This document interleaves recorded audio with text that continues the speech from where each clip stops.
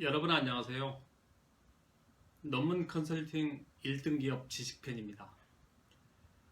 오늘은 제 20강 연구 계획서 어떻게 작성할 것인가에 대해서 설명해 보겠습니다. 새 학기에 또 시작되면서 연구 계획서 제출해라 또는 리서치 프로포저를 좀 가져와라 이런 요구들을 많이 받으시죠. 도대체 연구 계획서가 뭐지? 어디까지를 해야 될지 다들 처음 해보시는 분들이라서 많이 좀 헷갈려 하시는 분들이 들어 계십니다.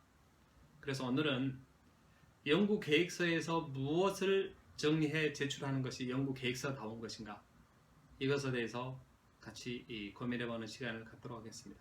연구 계획서는 연구자가 어떤 주제로, 왜, 그 다음에 어떻게 연구를 할 것인가, 이 세 가지에 대해서 설명하는 페이퍼입니다.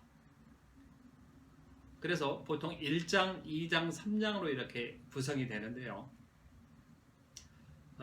연구 주제가 굉장히 새롭고 중요한 것이어야 되는 것은 뭐 당연한 얘기고요. 그냥 아이디어 차원에서, 내 관심 차원에서 생각을 정리해가는 글은 별로 의미가 없습니다.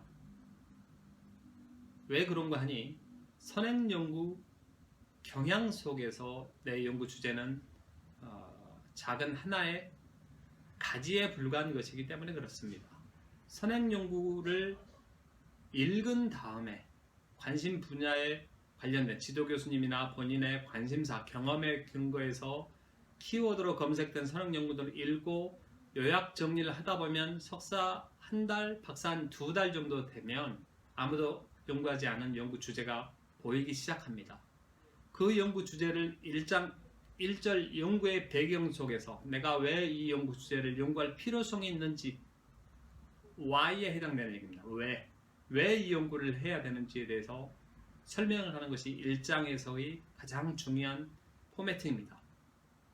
내가 이 연구를 하려고 했는데 주변의 연구 경향들은 이렇게 돼 있고, 그 다음에 정작 내가 하려고 하는 이 연구 주제는 선배 학자들이 별로 하지 않았거나 아니면 잘못되어 있음을 보여주는 것이 1장 1절 연구의 배경에서 할 일입니다. 1장 2절 연구의 목적, 연구의 구성 또는 연구의 방법, 이런 것들이 1장 2절, 3절, 4절 이렇게 쭉 이어질 텐데요. 그 뒤에 것은 그나마 조금 형식적인 얘기들이고 1장에서 그런 내용들이 포맷이 되면 좋습니다. 그러나 1장을 작성하기 앞서서 먼저 선행해야 될 것은 역시 2장에 들어가는 선행연구 검토입니다. 선행연구 검토 방법에 대해서는 이미 설명을 드린 바가 있기 때문에 생략하고요. 이 선행연구들이 적어도 어떤 특정 사례를 질적으로 연구하는 거라면 그 사례에 대해서는 이제 정확하게 좀 설명을 해주시는 것이 필요할 것이지만, 양적인 연구를 기준으로 설명을 드리면 적어도 변수 두 개 간의 관계를 이제 설명하는 것들이, 관계가 어떤 패턴을 보일 것인지 이런 것들을 측정을 이해한 것이 양적 연구이기 때문에 두 가지 A하고 B의 관계를 본 거라고 손치면 A에 대한 선행 연구, B에 대한 선행 연구들이 대충은 각각 키논문 포함해서 적어도 30편 정도가 이렇게 비판적으로 요약 검토돼서 2장에 들어와 주는 것이 2장에서 할 일입니다.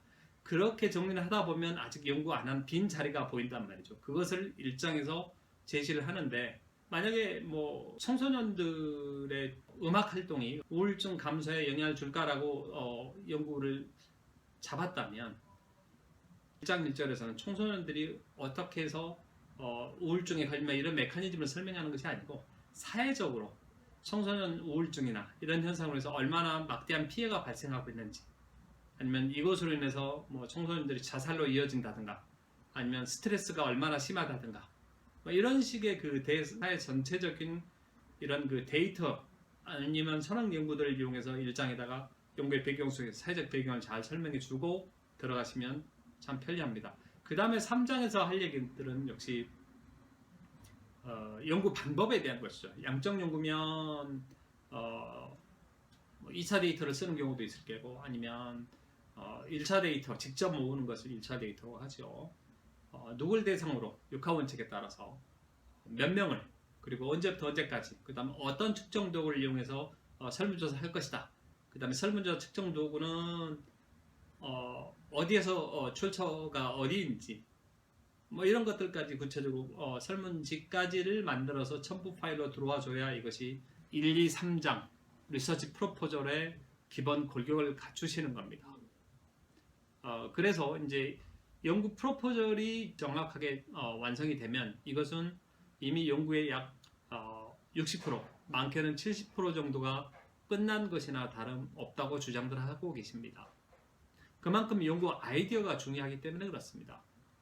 사회적으로 내 연구 주제가 얼마나 중요한 것인지 또는 이 연구를 위해서 어떤 방법을 쓸 것인지 이런 것들은 다들 이제 상향 평준화되어 있다고 보시면 됩니다.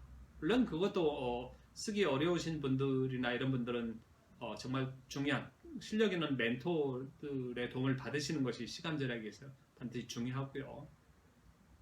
그렇게 하고 이제 말씀드린 것처럼 자기가 읽었던 참고문헌들 맨 뒤에다 정리하고 설문지 첨부하고 이렇게 되면 양적 연구에서 적어도 리서치 프로포저로 자격을 갖추게 될 것입니다.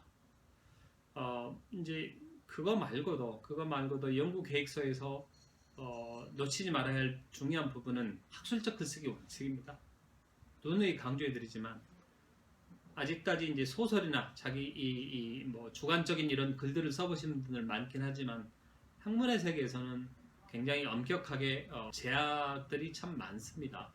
우리 한글에서는 뭐 주어도 생략해도 의미가 전달이 되거나 목적어가 생략될 수도 있고 비유 소거가 들어가 있는 경우도 있고 아니면 어순이 좀 바뀌어도 우리는 괜찮지만 사실 그것을 영어로 번역하다 보면 의미가 모호해지는 경우가 상당히 많습니다. 그만큼 우리가 좀 과학적이지 않은 대화, 과학적이지 않은 그 언어 습관들을 좀 우리가 가지고 있어서 그러는 것 같아요. 그런 것들을 고려해서 글이 정갈하게 쓰여짐으로 인해서 심사하시려고 하는 아니면 지도 교수님으로부터 무엇을 연구하려고 하는지, 왜 연구하려고 하는지, 그 다음에 어떻게 연구하려고 하는지에 대해서 정확하게 설득이 되실 수 있습니다.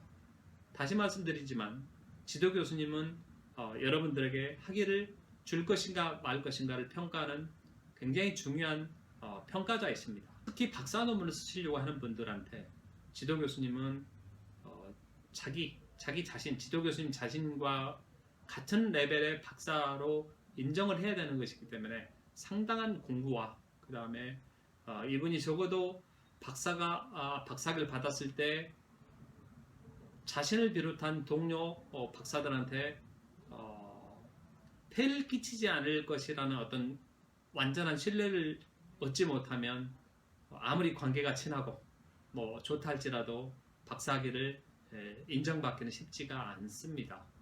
그래서 지도 교수님을 1차적으로 설득을 해야 되는 가장 중요한 대상이기 때문에 그런 의미에서 연구 계획서는 정교하게 잘 준비해 가시는 것이 중요합니다.